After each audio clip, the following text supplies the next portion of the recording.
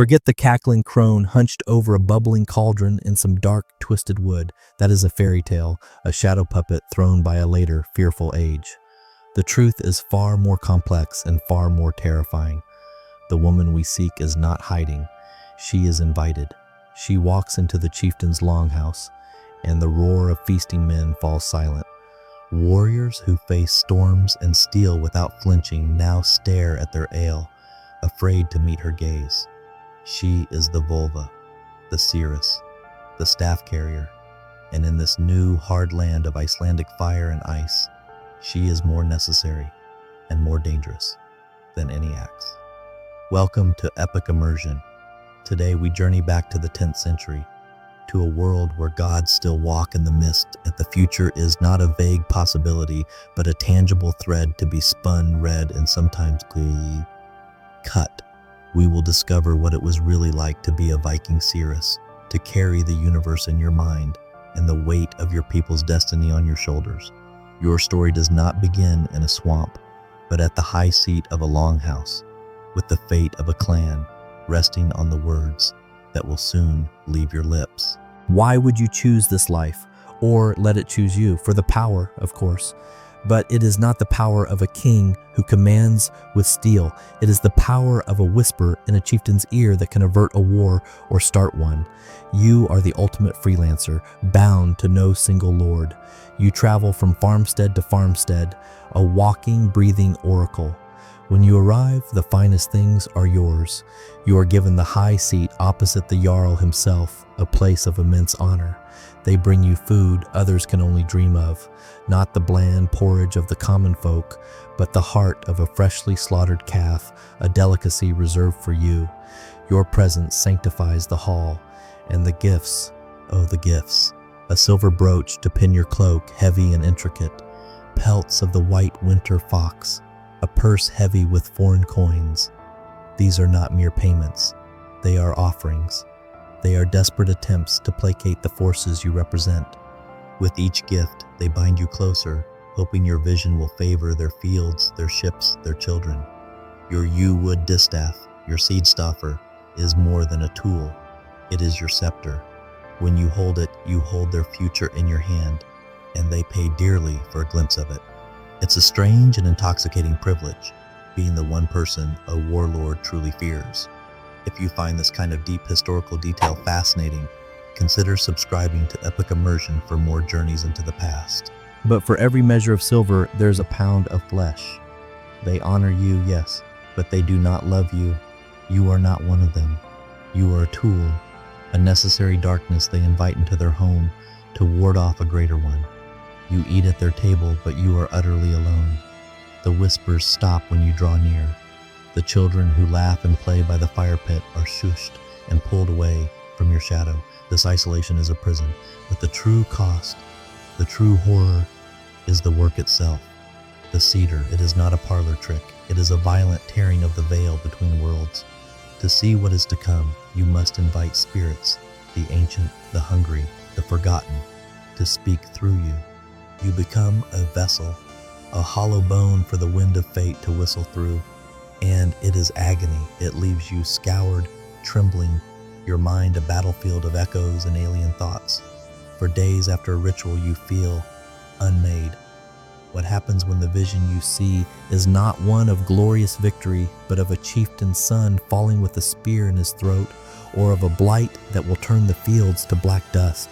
You are the bearer of doom, the messenger they will want to kill. Your yew wood distaff in your hands suddenly feels less like a scepter and more like a heavy splintered bone, a remnant of the spiritual death you suffer again and again for their sake. They look to you for answers, but your sight is a curse that shows you only more questions and more pain. Between these moments of spiritual violence, your life is a long, quiet ritual. You are not idle. A preparation is constant. Your power demands a specific kind of purity, a life lived on the threshold. You don't eat the salted fish and coarse bread of your hosts. Your diet is specific. Seeds, nuts, herbs, and the blood and organs of certain animals, things believed to hold a pure life force. You abstain from others, anything that might cloud the inner eye. You are a walking catalog of natural lore. You know which mushrooms open the mind and which ones close the coffin. You spend long hours in the wind-scoured wilderness, gathering herbs not for healing, but for burning.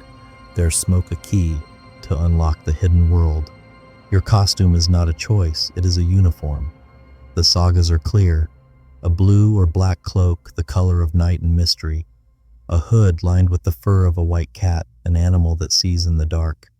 On your belt, a pouch of charms, a dried bird's heart, an owl's eye, a shard of obsidian. Each object is a key to a different door in the spirit world.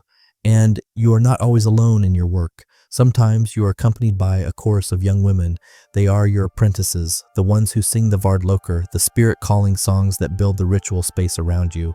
They prepare your seat, guard your trance, and learn the craft. But they are students, not confidants. The final steps across the veil are always taken alone, with only your yew-wood distaff for a guide. What do you think was the most challenging part of this daily discipline? Let us know your thoughts in the comments below. So, how did you really do it? Was it all just spirits and smoke? No. To survive, you had to be more than a mystic. You had to be a master psychologist and an intelligence agent. Your sight wasn't just turned inward, it was razor sharp in the world of men. Before any grand ritual, your work began in the shadows. You listened. You learned who was in debt, whose marriage was failing, which warrior was growing ambitious. You observed the subtle shift in a man's posture when his rival's name was mentioned, the whispers of servants, the gossip over the brewing vats. This was the raw material of prophecy. You weren't just predicting the future, you were performing an expert analysis of the present. The prophecy itself was an art form of ambiguity. You would speak of a great serpent falling or a fire from the west. You'd let the chieftain, consumed by his own fears and hopes, map your words onto his world. It was his mind that gave the prophecy its terrible specificity. Your greatest trick was making them believe they were the ones deciphering the vision. And the performance, it was everything. The hypnotic chanting of your choir, the rhythmic tapping of your yew-wood distaff on the wooden floor, the strange smelling smoke that filled the hall, perhaps from herbs known to alter perception. It was all calculated. It was a sensory assault designed to break down skepticism and open the mind, making your audience receptive, suggestible, and awestruck. This wasn't deception, it was the necessary stagecraft for revealing a truth they weren't ready to hear in plain speech. So, who were you, truly? A sorceress communing with gods? A charlatan with a gift for cold reading? The truth, like a plaited knot, is all of these things at once. You were the community's therapist and its spiritual lightning rod. You were a political consultant, a master of intelligence, and the living embodiment of a worldview where fate was a real, tangible force. You were the one who stood in the howling chaos of the North Atlantic and gave it a story, a meaning, a shape. It was a role of immense, isolating power. And is that role truly gone? Have we, in our enlightened age, outgrown our need for a Völva? Look around you, here in 2025. We are more desperate for prophecy than ever. We just call it by a different name: data analysis, big data, predictive algorithms. We no longer gather in a smoky longhouse to hear the will of the gods. Instead, we gather in sterile boardrooms to stare at glowing screens where the high priests of our age, the strategic consultants, the market analysts, the data scientists, interpret the digital entrails of the world for us. They tell us which products will sell, which stocks will rise, which political winds will blow. We feed our deepest questions into the black box of an AI, praying for a clear answer. They are our new oracles, and we offer them not calf hearts and silver, but immense salaries and societal influence. The yew-wood distaff, polished by 1,000 anxious consultations, has been replaced. It is now the cold, smooth glass of a smartphone screen, a portal to a different kind of unseen world. We have simply traded one form of magic for another. So, what was it really like to be a Völva? It was to be a paradox. It was to be the most revered and the most feared person in any room. It was to live a life of immense influence but profound loneliness. It was to wield the power of the gods, but to be treated as a pawn in the games of men. You were the wise woman, the staff carrier, the Seeress, and you were a prisoner of your own sight. Your anchor in this chaotic life was the yew-wood distaff in your hand. at once a key to the other world and the heavy chain that bound you to your fate. Your gift was not to see the future, it was to understand people, and that is a power that has never waned. We still seek out those who can read the patterns in the chaos for us, whether in the runes or in the data streams. The fundamental human need to know what comes next, to have some certainty in an uncertain world, is as strong today as it was 1,000 years ago.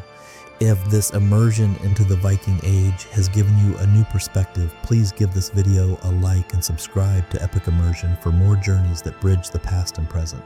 Our next exploration awaits. The final question is not whether the Völva's magic was real. The question is, in a world drowning in information, who are our oracles now?